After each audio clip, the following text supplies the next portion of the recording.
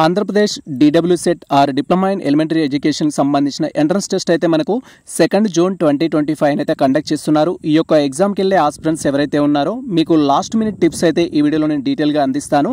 And same time first time ఎవరైతే computer based test రాస్తున్న aspirants ఉన్నారో ఎస్పెషల్లీ మీకు ఈ వీడియో యూస్ఫుల్గా అయితే ఉంటుంది. వీడియో పూర్తిగా చూసినట్టయితే మీకు కొన్ని టాపిక్స్ పైన అవగాహన రావడానికి అయితే ఛాన్స్ ఉంటుంది. సో వీడియో పూర్తిగా చూడడానికి అయితే ట్రై చేయండి. Welcome to the masters education. నేను మీ సత్య. ఫస్ట్ వచ్చేసి మనం ఎగ్జామినేషన్ సెంటర్కి వెళ్ళేటప్పుడు ఏమేమి తీసుకెళ్ళాలి అనేది తెలుసుకుందాం. అండ్ ఆ తర్వాత ఏం తీసుకెళ్ళకూడదు అనేది డీటెయిల్గా తెలుసుకుందాం. ఎగ్జామినేషన్ సెంటర్కి వెళ్ళే ఆస్పిరెంట్స్ ఎవరైతే ఉంటారో మీరు మీ యొక్క హాల్ టికెట్ అనేది తీసుకెళ్ళాలి. అది ఏ విధంగా డౌన్లోడ్ చేసుకోవాలని మీ ప్రీవియస్లో డీటెయిల్ వీడియో చేయడం జరిగింది. అండ్ మీతో పాటు ఒక వ్యాలిడ్ ఐడి ప్రూఫ్ తీసుకెళ్ళాలి. లైక్ ఆధార్ కార్డ్ కానీ, ఓటర్ కార్డ్ కానీ, పాన్ కార్డ్ కానీ. మ్యారీడ్ ఉమెన్స్ ఉన్నట్టయితే నేమ్ అనేది చేంజ్ అవుతుంది కాబట్టి నో ప్రాబ్లం. సో మీరు మీతో పాటు ఉన్న వ్యాలిడ్ ఐడి ప్రూఫ్ ఏదైతే ఉంటుందో అది తీసుకెళ్ళండి. మీతో పాటు పెన్ తీసుకెళ్ళాలి, 2 పాస్ ఫోటోస్ తీసుకెళ్ళాలి, అండ్ వాటర్ బాటిల్ అయితే తీసుకెళ్ళండి పాసిబుల్ అయితే. అండ్ ఆ తర్వాత మీరు తీసుకెళ్ళకూడనివి ఏంటి అంటే, సో మనకి ఎగ్జామినేషన్ సెంటర్లో అయితే వీటికి పర్మిషన్ అనేది ఉండదు. మొబైల్ ఫోన్స్ కానీ, స్మార్ట్ వాచెస్ కానీ, బ్లూటూత్కి సంబంధించిన డివైజెస్ కానీ, అండ్ నోట్స్ కానీ, బుక్స్ కానీ, పేపర్స్ కానీ, అండ్ బ్యాగ్స్ కానీ, ఎనీ అదర్ ఎలక్ట్రానిక్ గ్యాడ్జెట్స్ ఏవైతే ఉంటాయో వాటిని మీతో పాటు ఎగ్జామ్ సెంటర్లోకి తీసుకెళ్ళడానికి అయితే ఛాన్స్ ఉండదు.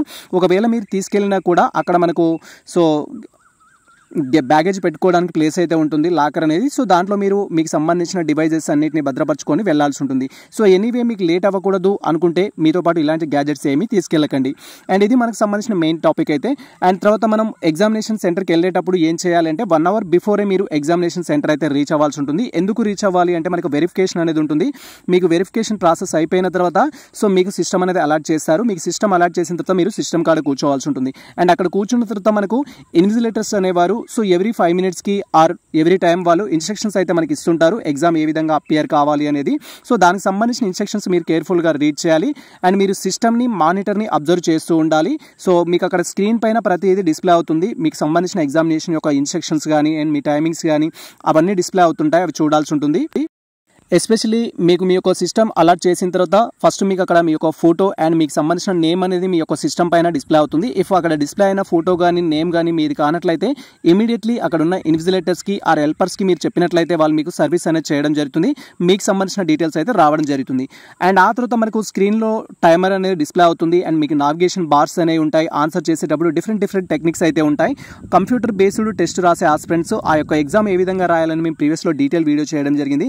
ఆ వీడియో చూస్తూ మీరు ఎగ్జామ్ అయితే రాయొచ్చు. టోటల్ ఎగ్జామ్ ఏదైతే ఉంటుందో ఏ విధంగా రాయాలనేది కంప్లీట్ గైడ్ లైన్స్ మేము ఆ వీడియోలో ప్రొవైడ్ చేయడం జరిగింది. First time computer based exam రాసే ఆస్పిరెంట్స్ ఆ వీడియో లింక్ డిస్క్రిప్షన్లో అయితే ఉంటుంది. ఆ వీడియో చూస్తూ మీరు ఎగ్జామ్కి వెళ్ళినప్పుడు సో అక్కడ రెడ్ కలర్ ఉంటే మీనింగ్ ఏంటి, గ్రీన్ కలర్ ఉంటే మీనింగ్ ఏంటి, అండ్ మనకు వైలెట్ కలర్ ఉంటే మీనింగ్ ఏంటి, వైట్ కలర్ ఉంటే మీనింగ్ ఏంటి, ఇలా టోటల్ ఇన్స్ట్రక్షన్స్ అయితే మేము ఇవ్వడం జరిగింది. ఆ వీడియో చూడండి. మీకు ఏమైనా డౌట్స్ ఉన్నా కూడా ఎగ్జామినేషన్ సెంటర్లో వాళ్ళని అడిగినా కూడా వాళ్ళు మీకు చెప్పడం జరుగుతుంది.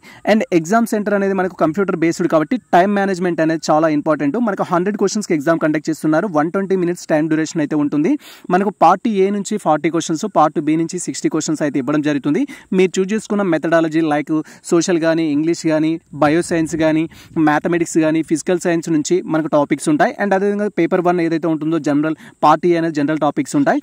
మీకు దాంట్లో బాగా వచ్చిన టాపిక్ ఏదైతే ఉంటుందో దాన్ని ఫస్ట్ ఆన్సర్ చేయడానికి అయితే ట్రై చేయండి. అండ్ ఇక్కడ మీరు గుర్తుంచుకోవాల్సిన బెటర్ థింగ్ ఏంటి అంటే సో నెగిటివ్ మార్క్స్ అనేది మనకి లేవు కాబట్టి సో మీరు ఆల్ క్వశ్చన్స్ అనేది అటెంప్ట్ చేయాలి. అటెంప్ట్ చేయడం వల్ల కనీసం మనం అటెంప్ట్ చేసిన క్వశ్చన్స్లో కొన్నైనా రైట్ అవ్వడానికి ఛాన్స్ ఉంటుంది. మీకు బెటర్ స్కోర్ తెచ్చుకోవడానికి ఛాన్స్ ఉంటుంది.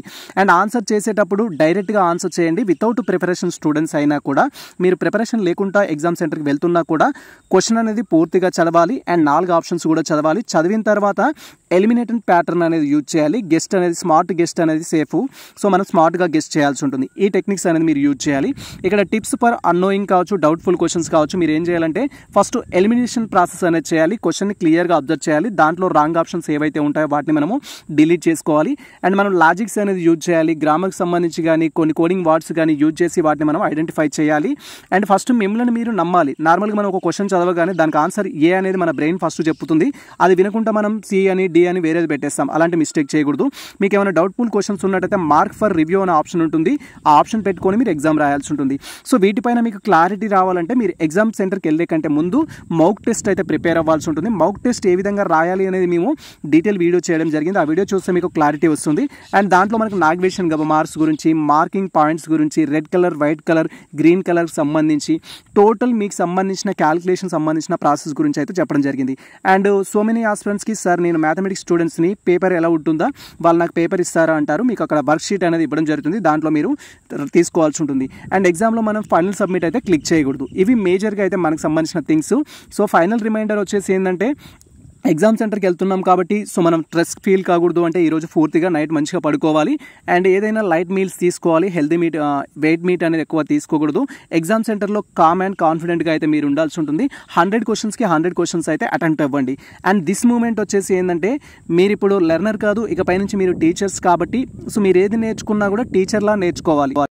సో వీడియో ఎక్కువ లెంత్ కావద్దు అనే ఉద్దేశంతో దీన్ని ఇంతటితో ముగిస్తున్నాను. మీకు ఎటువంటి డౌట్స్ ఉన్నా కూడా ప్రజెంట్ మనకు కామెంట్ సెక్షన్లో కామెంట్ చేయండి. సో నేను కామెంట్స్కి రిప్లై ఇస్తాను నైట్ అంతా మీకు. ఇది ప్రజెంట్ మనకు సంబంధించిన అప్డేట్ అయితే. సో ఈ ఇన్ఫర్మేషన్ మీకు నచ్చినట్లయితే మన వీడియో లైక్ చేయండి, మన ఛానల్ని సబ్స్క్రైబ్ చేసుకోండి. ఇలాంటి లేటెస్ట్ అప్డేట్స్ కోసం మన ఛానల్ని ఫాలో అవుతుండండి, కుదురుతూ మిత్రులకు షేర్ చేయండి. All the best all. Thank you for watching this video.